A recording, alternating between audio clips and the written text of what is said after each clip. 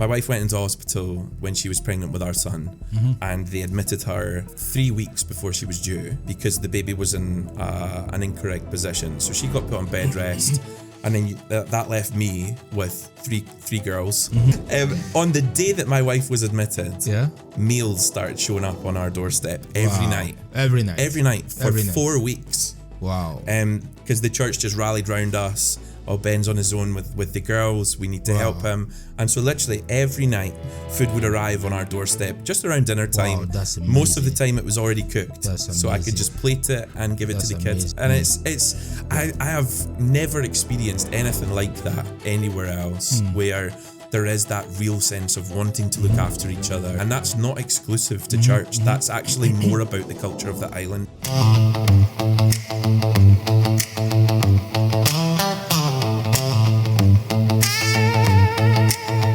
Welcome to Unpacking the Isle of Man.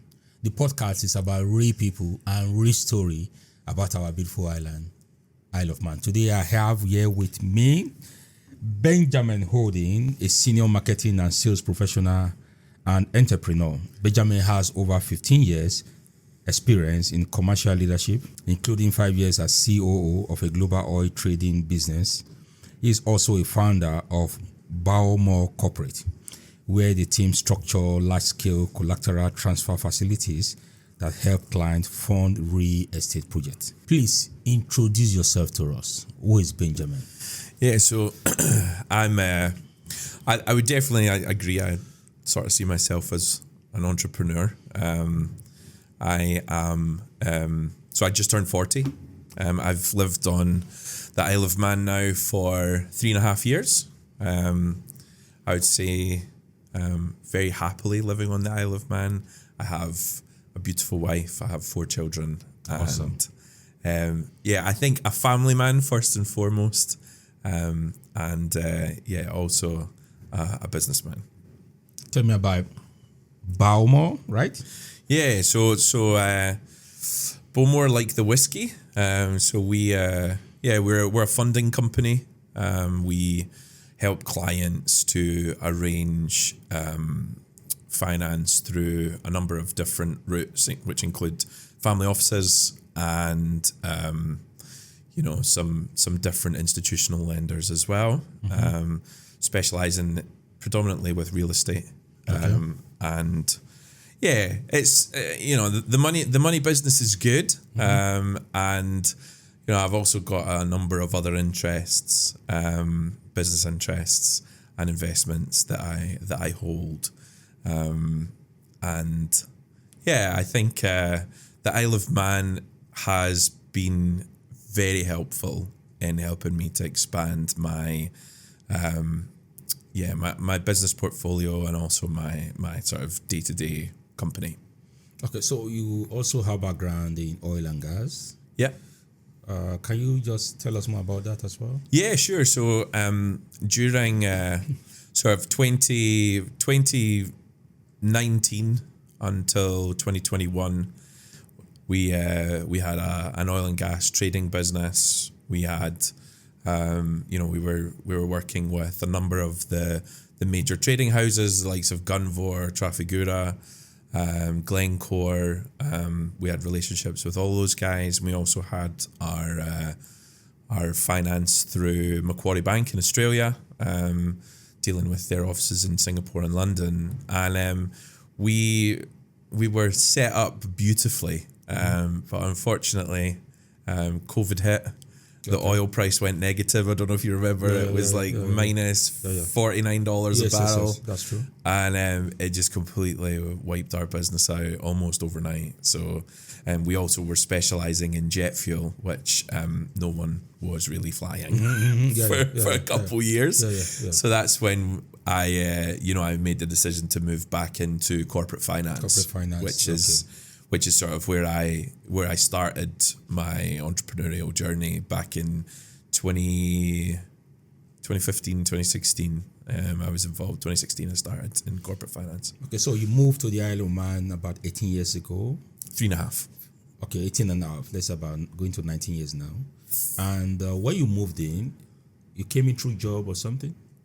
Or you came with your family? So I moved my so the main reason that I moved here, it was in 2022. My business had it done well enough that I was starting to create a relatively large tax liability. So I started to look at different jurisdictions.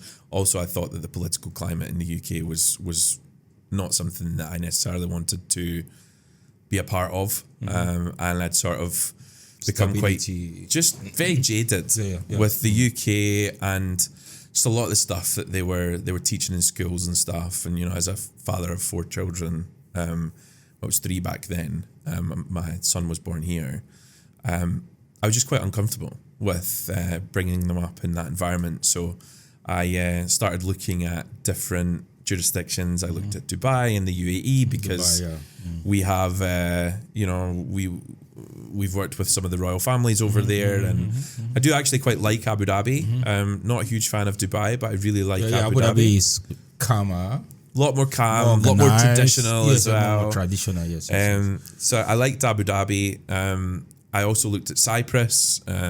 Cyprus. I've had businesses in Cyprus previously. I quite like how pro-business they are. They really seem to make it easy to transact there. So I went there actually for 2 weeks in summer 2022, and I had a little bit of a sort of come to Jesus moment where I was sitting sweating into my calamari in the evening thinking, I am just too ginger and Scottish for this place. I'm going to die here. And one of my kids is also quite sort of red-haired, and I thought she's not going to have a good time here. I think my wife would have loved it. She's Brazilian. She loves hot climates. And, my other 2 daughters are quite sort of sallow-skinned. They like the sun. But it's just not for me. I'm too red for that. I'm so freckly and just a bit ginger. So I actually started researching that evening what other tax jurisdictions are friendly. For British residents. So there were sort of three places that just kept coming up, which was Jersey, Guernsey, Isle of Man. And truth be told, I didn't even know where the Isle of Man was. And I was living on the southwest coast of Scotland. You can almost see where I was living from the top of the island. That's how close I was. And I didn't even realise where it was. It's quite sad, actually. It's quite cringe. But yeah, so I started looking at these different places, and then I saw, this is where the Isle of Man is. I thought, it's also going to have like quite nice Scottish weather because it's nice for me. So I reached out to the Locate Isle of Man team, the government website. I didn't even realise that it was actually a government-owned body. I sent them an email. I said, maybe this is interesting. Can we have a conversation? And my phone rang within half an hour. And the guy from Locate Isle of Man, he spent an hour on the phone with me answering all my questions, and told me about schools and about tax and personal tax and how you can negotiate your own tax deal with the government, all of the different sort of schemes that you can apply to.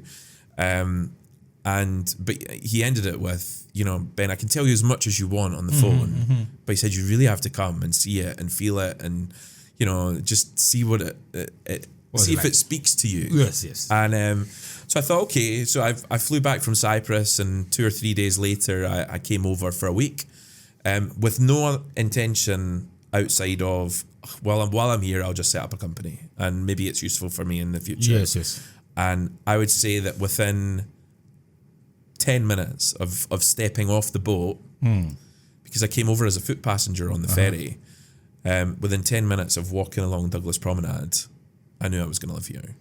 And I can't even necessarily put into words why that is. I just knew somewhere inside of me that this was my new home.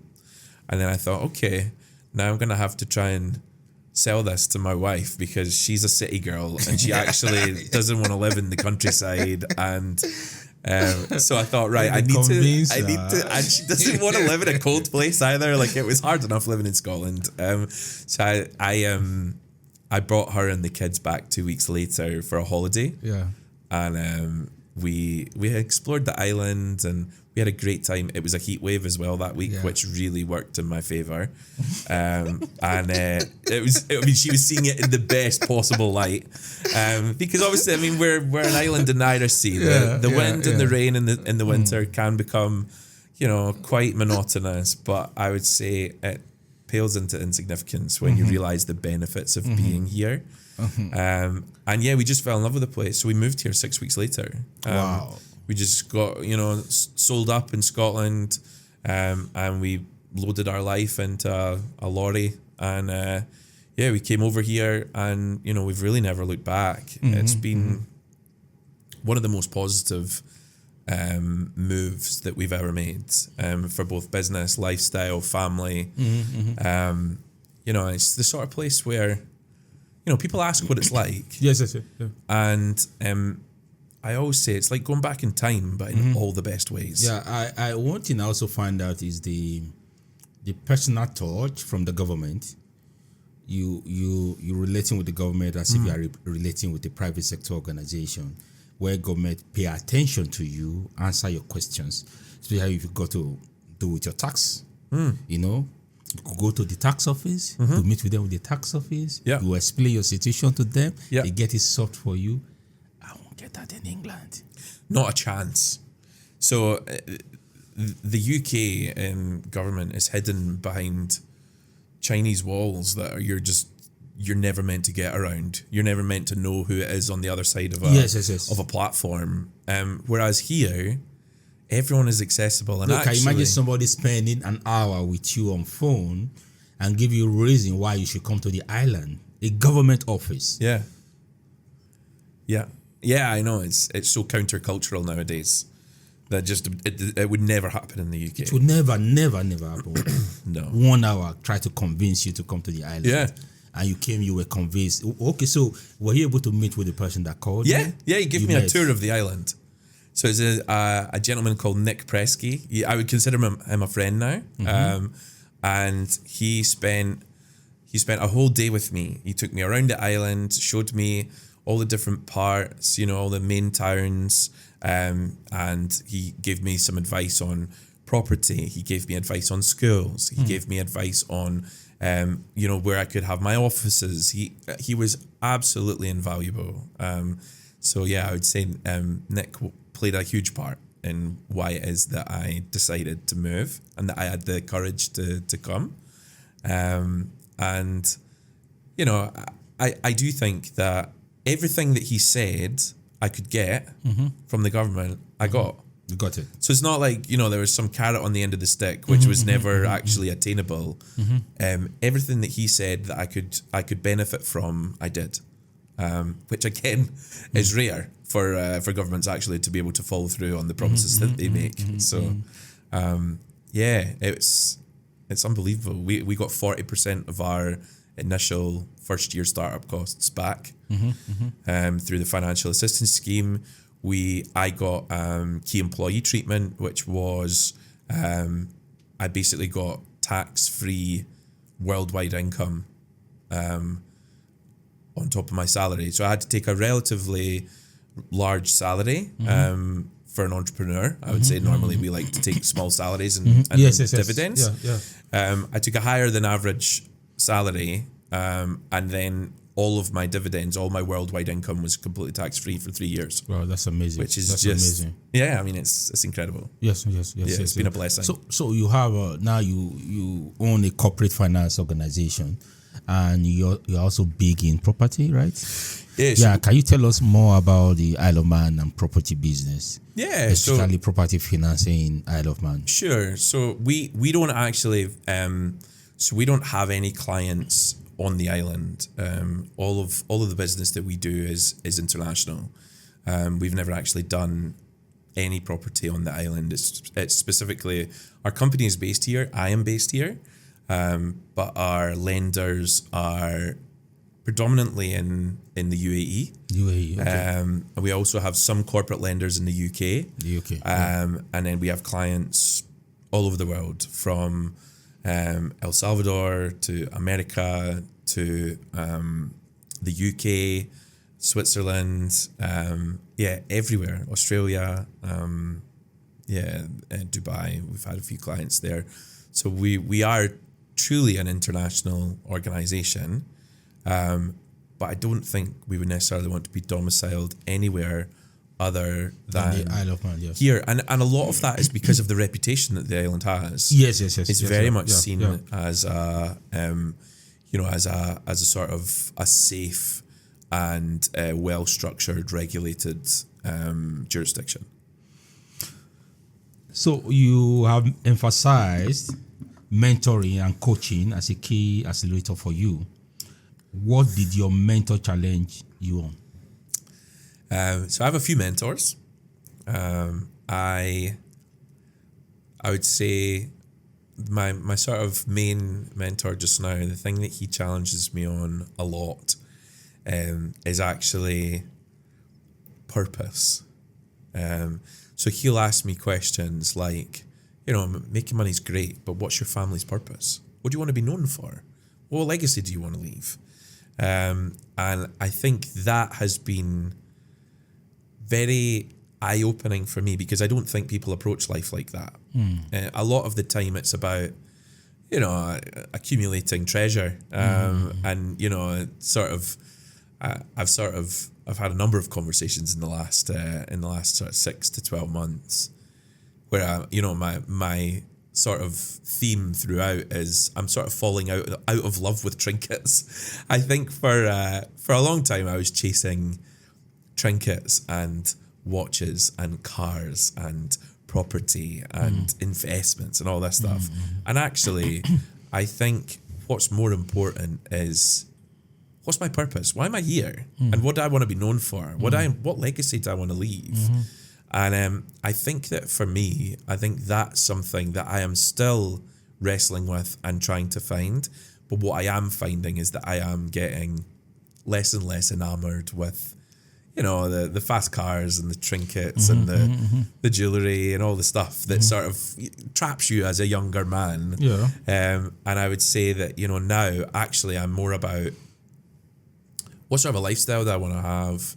How much time do I want to be able to spend with my children? How much time do I want to be away, doing business and chasing the next deal? And actually, is what I'm doing, is what I'm putting my energy into benefiting the people around me? Is the, are the efforts of my labor benefiting, even the people of the island directly? Because I think there are a lot of people that come here and, they register themselves here and they live here for, a short period of time per year for no other reason than just because it's advantageous for tax purposes. But actually, I think what I'm more interested in now is about how can I not only live here, enjoy the lifestyle that this place offers me, because it is a slower lifestyle here. I think there is less of a rat race, less of a, where you're grinding and hustling every day. It's a slower lifestyle. No pressure. There's less pressure, but how can I actually benefit the people of this wonderful island? So just now, that is one of my key things that I want to do, is I want to be involved in things which directly impact the residents of this island. Yeah, I do something closer to that as the poster boy. As the poster boy for the island. Tell us more about it. Yeah, so I was, it was Nick who I mentioned to you from Locate Isle of Man. So he's not with that team anymore. He works for a different team inside the government. But he'd put me forward to do a case study for Locate Isle of Man, just because I have had such a positive experience here. Yeah. And, I am a little bit of an evangelist for the island because, with good reason. Yeah, I'm an Isle of Man evangelist because I have had such a good experience here, and it's worked so well for my family. And so he just asked if I would be open to it. So we went with a professional photographer. We did some lovely autumn pictures in the golden leaves at one of the glens. Took some pictures at my house and then in my office, and they wrote a really nice piece about from Scotland to Silverdale Glen, which is a glen near where I live, and it was just a little bit about our sort of origin story of how we ended up here, what our businesses do, and it was really nice to be a part of that.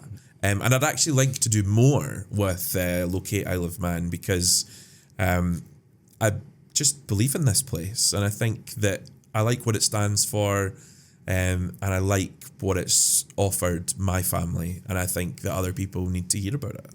So you love music? I do love music. And you have your own personal studio? Yes, so I have a recording studio. So what's the next thing? So we so it's my daughter and I. Music's our thing. It's she's my eldest. Louisa is a singer-songwriter.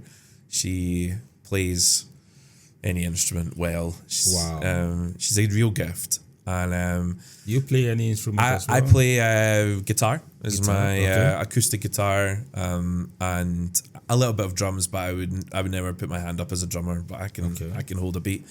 But I'm predominantly a singer, so God has blessed me with a powerful voice, and I love to sing. So you want to sing for us? It's my favorite thing. I can give you a little. Maybe. Yeah. You want to put me on the spot with no accompaniment? I can give you a little something. Come on, do it. So there's a song called Gratitude by Brandon Lake, which I really like. Yeah. Okay. And so it goes, so I throw up my hands and praise you again and again. 'Cause all that I have is a hallelujah, hallelujah.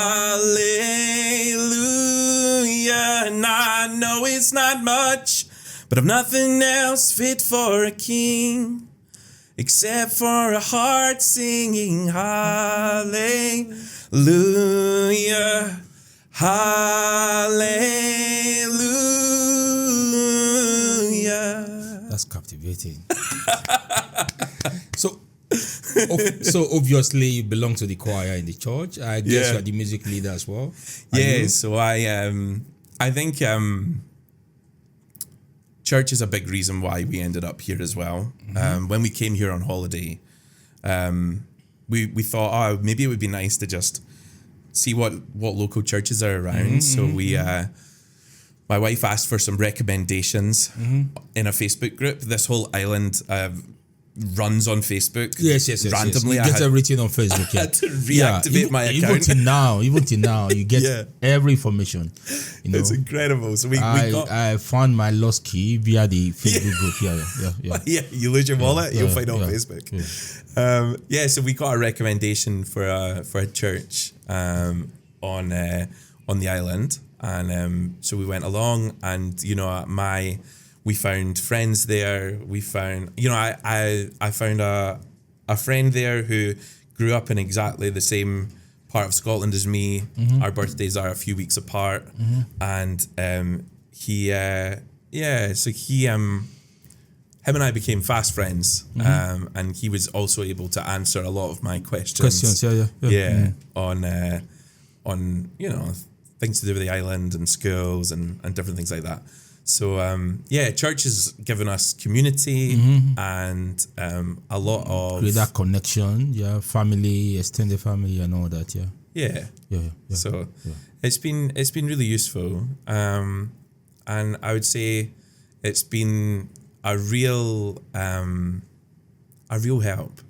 So for example, my wife went into hospital when she was pregnant with our son, and they admitted her, I think it was 3 weeks before she was due, and because the baby was in an incorrect position. So she got put on bed rest, and then that left me with three girls, and no real cooking ability, and a real risk that I was going to poison my daughters. So on the day that my wife was admitted, meals started showing up on our doorstep every night for 4 weeks. Wow. Because the church just rallied round us Ben's on his own with the girls, we need to help him. And so literally every night food would arrive on our doorstep just around dinner time. Wow, that's amazing. Most of the time it was already cooked. That's so I could amazing. just plate it and give it to the kids. amazing. And What church is that? It's Living Hope. Living Hope. And that's the Living Hope? Yeah. Yeah. Okay. Yeah. So that's the that's the community tradition. that's Yeah. here. And it's I have never experienced anything like that anywhere else where there is that real sense of wanting to look after each other, community. And that's not exclusive to church. That's actually more about the culture of the island than it is about the culture of any one specific church. Something happened last night. I was looking for a particular restaurant. I found that on the on Google. So I got lost somewhere around. I can't remember the name of the street. Anyway, I got lost, and there was this elderly woman. She saw me and she was like, "Can I help you? Are you looking for something? Yeah. Are you lost?" I said, "Yes, I'm lost." I said, "Give her the address." I said, "This is where I'm going." She said, "Oh, you can go here. You can go here." And she helped out. Yeah. And I was like, "This is Isle of Man, for God's sake." Yeah. You know, she knew I was in need of an assistant. Yeah. She knew, and I wanted to talk to someone, but I'm still hesitating. She walked up to me and she asked me, "Can I help?" And I said, "Yes, this is where I'm going to." And she now said, "Oh, no, you need to walk further. That's where you're going." And that's how I was able to locate myself.